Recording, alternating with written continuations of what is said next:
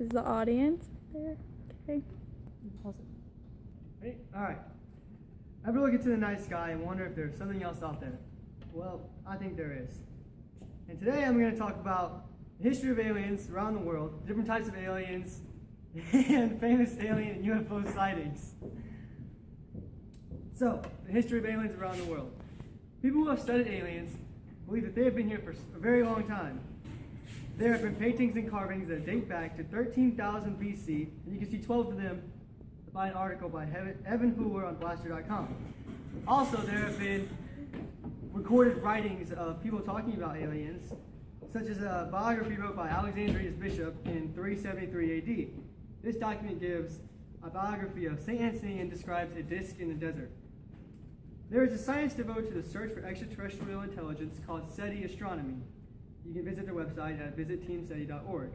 Beginning in 1960, Frank Drake sent a microwave radio signal to space looking for extraterrestrial life, but he never found anything. And today they still are searching, sending multiple different radio waves into space, hoping that they find something. Now that you know a little bit about the history of aliens, let's go into the aliens themselves. There are generally two different types of aliens described by popular media. One is the Greys and two is reptilians. The Greys are what most commonly people think about when they think of aliens. The short, bald, gray, big-eyed, green things. And the reptilians are larger than the average man and have been described as figures with scales and a spine that reaches all the way to the forehead. These aliens are not as common as the Greys, and on Caroline Michelle, it says that only 20% of abductees describe the alien as a reptilian. I mentioned abductees, who are people who believe they were abducted by aliens, and now let's look at some of the most famous alien encounters. There have been many alien abductions and encounters. These are some of the most popular. The Roswell incident in 1947, which was a newspaper that came out in 1947, saying that the U.S. military had captured an unidentified flying saucer. A few days later, the press said there was a surveillance drone, and then the Air Force released that it was a balloon. And also, Jimmy Carter sighting in 1969. Before becoming president, he had a report saying that he saw flying white light that changed colors a few times before it gradually faded away in the distance. Today I've talked about the history of aliens and the science devoted to looking for them, the different types of aliens, and two of the most famous alien encounters. So the next time you look into the night sky and wonder if there's anything else out there, think that they already are here.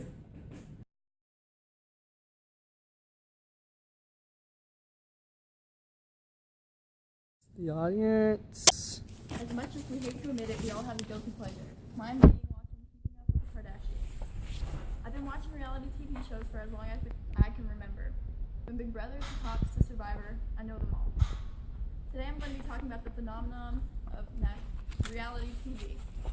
I will talk about the history of reality TV, why Americans love reality television, explaining whether reality TV is truly reality. First, I will talk about the history of reality television. Reality TV started back in 1948 by a man named Alan Bunt, that's coming from the Writers Guild of America. Candid Camera, the first and longest running reality-based comedy program, premiered on ABC 10, August 1948.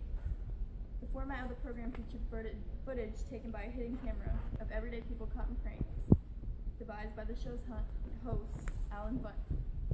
The final episode of Candid Camera aired on May 23rd, 2004, with Alan's son Peter Bunt taking over. That's coming from imdb.com. The 1970s introduced a variety of different reality TV shows. An American Family was a program that showed a traditional American family that was going through the stressors of divorce. That's coming from jobmonkey.com. Within the same time period, the dating game, newlyweds, and other relationship-style reality programming was introduced, proving just how interesting audiences found the love lives, and dating struggles of their peers. Now we'll discuss why Americans love reality television. Reality TV is something most Americans crave. The first theory behind why reality TV genre is so appealing centers on the American craving for fame. It's coming from Albert Carroll Valdez. Americans tune in to watch one of their very own try to make it to the top. Some viewers even like to imagine that the next season they might get a lucky break and be able to step into that person's shoes. The second theory on why the U.S. loves reality TV is because they feel the need to relate to the characters that appear on these programs. Viewers feel as if they can relate to the characters on these shows because they too are normal people. This connection is what draws the viewers back each week. The third theory regarding why Americans embrace reality TV is because these shows are relatively inexpensive to produce. Lower costs and budgets ensures a steady stream of new programming. But is reality TV truly reality?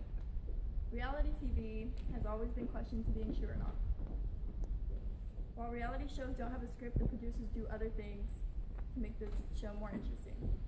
They often take different clips and edit them together to sound like one conversation, sometimes drastically changing the meaning. They can even create complete sentences from scratch, and that's coming from the Reader's Digest. In most competition shows, a clause in the contract says the producer, not the judges, has the final say in who's eliminated. That's coming from the Reader's Digest also. And on shows like Big Brother, producers will often manipulate contestants to think a certain way during the on-camera interviews to create more drama. I've talked about the history of reality TV, why Americans love reality television, and whether or not reality TV is actually reality. Although reality TV is interesting, it may not be